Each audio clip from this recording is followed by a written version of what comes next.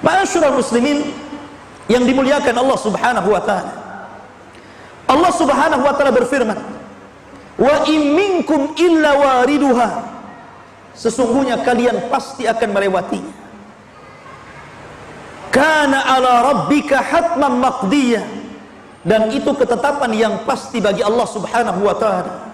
Summa nunajjil ladzina taqaw wa nadharu adh-dhalimina fiha jithiyah. Kemudian kami selamatkan orang-orang yang bertakwa kepada Allah, dan kami tinggalkan orang-orang zalim, mereka dimasukkan dalam kondisi berlutut ke dalam jahannam, naudzubillah. Al-Imam At-Tabari menyebutkan dalam tafsirnya tentang ayat ini. Beliau mengatakan dari sahabat Abdullah bin Mas'ud radhiyallahu an, huwal jisru huwas siratu, dia adalah jembatan atau dia adalah titian di mana ada kuminasya'rati. Titian itu lebih halus dibandingkan rambut antum. Wa ahaddu minas sayfi, dan lebih tajam dibandingkan pedang. Sebagaimana disebutkan dalam riwayat Bukhari dari sahabat Abu Sa'id Al-Khudri radhiyallahu an. Begitu juga hadis-hadis yang sahih yang lainnya mengatakan sama seperti itu. Artinya kecil sekali, karena lebih halus dibandingkan rambut, lebih tajam dibandingkan pedang. Bahkan dalam riwayat lebih tajam daripada Musa, daripada pisau yang tajam. Sebagaimana hadis Salman Al-Farisi radhiyallahu anhu. Disebutkan dalam sahih dari Abi Hurairah radhiyallahu an dan Abu Sa'id Al-Khudri radhiyallahu anhuma, Nabi mengatakan, perhatikan di sini, yu'ta bil jisri, akan dibentangkan di atas neraka jahanam itu satu titian, fayuj'alu baina dhahrai jahannam, kemudian akan dibentangkan di atas persis di bawahnya jahannam. Qulna ya Rasulullah, kami berkata wahai Rasulullah, wamal jisru, apa itu titian itu? Maka Nabi SAW mengatakan, madhadatun mazillatun, titian itu sangat licin. Kalau anda berjalan tanpa alas kaki, kemudian berjalan di keramik, kemudian antum siram dengan sabun, kemudian antum berjalan agak cepat, kita saja bisa terpeleset itu, padahal itu lebar tempatnya. Bagaimana kalau ini berupa titian siratal mustaqim yang kata Nabi SAW licin dan menggelincirkan? Alaihi khatatif wal kalalib, dan di dalam titian itu ada besi-besi pengait, kemudian kawat-kawat yang berduri. Dalam sebuah riwayat, kalalib itu akan terus mengayun, kemudian akan menerjang setiap orang yang lewat dalam titian. Saking besarnya kalalib itu, sampai-sampai disebutkan dalam asar mampu untuk menghantam dua kabilah besar, Mudar dan Rabi, sampai dikatakan seperti itu. Jadi kalalib itu yang sangat besar itu, yang berduri itu mampu sekali hantam, bisa mengenai dua kabilah Arab besar, kabilah Mudar dan kabilah Rabi. Bisa bayangkan dua kabilah itu banyak, besar. Sekali hantam itu sudah orang berjatuhan. Kemudian wasakatun mafaltahatun laha syaukatun uqaifah takunu bin najlin yuqalu laha sa'dan, dan memiliki duri yang bengkok-bengkok ujungnya, memiliki duri yang bengkok-bengkok ujungnya, dan duri itu seperti satu pohon yang ada di daratan Najd yang disebut dengan Sa'dan. Anda bisa bayangkan, setiap orang yang tersentuh atau terkena ayunan kalalib itu, bukan hanya terjatuh, tapi juga hancur.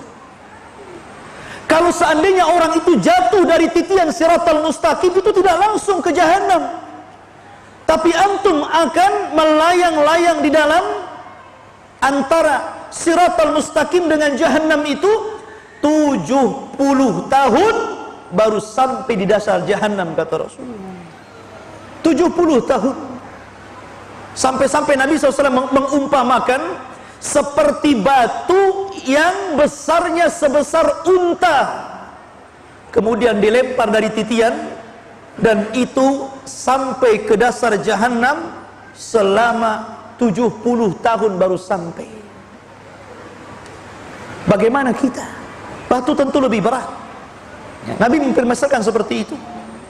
Ma'asyiral muslimin yang dimuliakan Allah Subhanahu wa ta'ala, bahkan dalam riwayat yang lain, fatatala'abu bihim fayatasaqatuna finnar. Bahkan jembatan itu tidak diam. Jembatan itu bukan diam. Kalau antum lewat jembatan pakai motor dan jembatan diam, enak tuh. Jembatan ini tatala'ab. Tatala'ab itu digoyang-goyang. Kalau antum lewat jembatan kemudian jembatannya goyang-goyang, antum jatuh. Ya.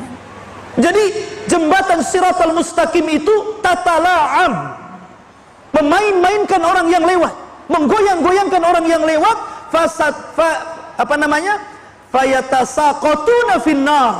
Ketika itu orang banyak berjatuhan. Kemana? Ke dalam jahanam. Subhanallah, ikhwatu fiddin yang dimuliakan Allah Subhanahu wa ta'ala. Maka di sini ikhwatu fiddin yang dimuliakan Allah Subhanahu wa ta'ala, ada beberapa riwayat bagaimana orang-orang yang melewati siratal mustaqim ini. Bagaimana kondisi mereka? Siapakah orang-orang yang selamat? Siapakah orang-orang yang susah melewati tapi ujung-ujungnya selamat? Dan siapa juga yang kemudian tidak selamat dan masuk ke dalam jahanam? Maka disebutkan ikhwatu fiddin yang dimuliakan Allah Subhanahu wa ta'ala tentang kondisi orang-orang yang melewati titian siratal mustaqim. Disebutkan dalam sebuah riwayat, Nabi SAW mengatakan, wali jahannam jisrun, dan jahannam itu memiliki titian di atas, adzaqu minasy-sya'r, lebih lembut daripada rambut, wa ahaddu minas sayfi, lebih tajam dibandingkan pedang, alaihil kalalid wa hasakatun, di mana padanya ada besi-besi pengait dan duri-duri yang bengkok. Ya'khuduna man sya'allah, mereka akan mengambil sesuai dengan kehendak Allah. Wan nasu alaih, dan manusia yang melintasi titian siratal mustaqim itu katarafi, ada yang seperti kedipan mata, tahu-tahu melesat sudah sampai di ujung. Subhanallah. Tentu mereka para nabi dan rasul. Kemudian kalbarki, seperti kilat melesat. Wa karrihi, seperti angin mursalah, seperti angin yang lewat.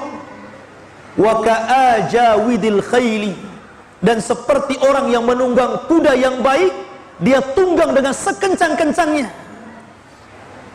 Kemudian warukab, dan orang yang mengendarai kendaraan tetapi lambat. Kemudian dalam riwayat, dan orang-orang yang mereka kadang berhenti, kadang jatuh, kemudian bangun lagi, berjalan, jatuh lagi. Dalam riwayat ada yang merangkak, dan itu orang yang terakhir diselamatkan. Makanya dalam riwayat fanajin musallamun, ada orang yang diselamatkan dengan baik, mereka tidak ada apa-apa, langsung berada di ujung siratal mustaqim. Wa makhdushun musallamun, ada yang sudah habis badannya, tercabik-cabik dengan besi-besi yang kail-kail dan besi-besi yang berduri itu, tapi Allah selamatkan juga. Tetapi ada yang mukawwarun finnar ala wajhi, tapi ada yang digulung kemudian dilempar ke dalam neraka. Perhatikan di sini ikhwatu fiddin. Berarti ada beberapa orang yang disesuaikan bagaimana mereka diselamatkan Allah Subhanahu wa taala. Pertama, orang yang melewati seperti kejapan mata, tahu-tahu sudah sampai. Ada orang yang seperti kilat, ada orang yang seperti angin, ada orang yang seperti penunggang kuda yang cepat, ada orang seperti pengendara yang lambat, ada orang yang berjalan, ada orang yang terseret-seret, dan ada orang yang dijatuhkan dan tidak sempat sampai di ujung Siratal Mustaqim. Siapakah yang menyelamatkan ini? Yang menyelamatkan ini amal kita. Karena ketika orang itu melalui titian Siratal Mustaqim itu ala qadri a'malina, sesuai dengan amal kita. Makanya kenapa ketika mereka dibariskan oleh Allah Subhanahu wa taala, di depannya titian Siratal Mustaqim, digelapkan seluruh padang mahsyar. Setelah itu Allah berikan setiap orang cahaya. Setiap orang cahaya. Orang yang beriman diberikan cahaya. Orang yang fasik diberikan cahaya. Orang yang munafik juga diberikan cahaya. Tapi ketika mereka menyeberang, tiba-tiba orang munafik dipadamkan cahayanya. Perhatikan firman Allah Subhanahu wa taala. Allah Subhanahu wa taala berfirman dalam suratul Hadid ayat ke-11 sampai 15. Allah berfirman, "Yauma taral mu'minina wal mu'minah." Pada hari engkau melihat orang-orang yang beriman laki-laki dan orang-orang yang beriman perempuan. Yas'a nuruhum baina aydihim wa bi aymanihim. Allah pancarkan cahaya mereka di depan mereka dan sebelah kanan mereka. Busyrakumul yaum jannatin tajri min tahtihal anhar khalidina fiha dzalika huwal fawzul adzim. Itu kabar gembira untuk kalian, karena kalian akan mendapatkan surga yang mengalir di bawahnya sungai-sungai yang indah. Kalian akan kekal di dalamnya, dan itu kesuksesan yang sangat besar. Perhatikan ayat selanjutnya. Allah mengatakan, yauma yaqulul munafiqun wal munafiqat lilladzina amanu dzuruna naqtabis min nurikum.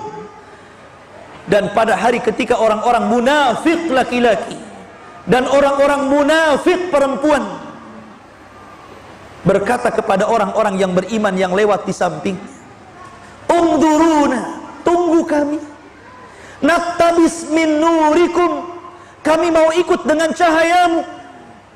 Qila, maka dikatakan, irji'u wara'akum faltamisu nuran. Kata orang-orang yang beriman, lebih baik kalian kembali cari cahaya kalian.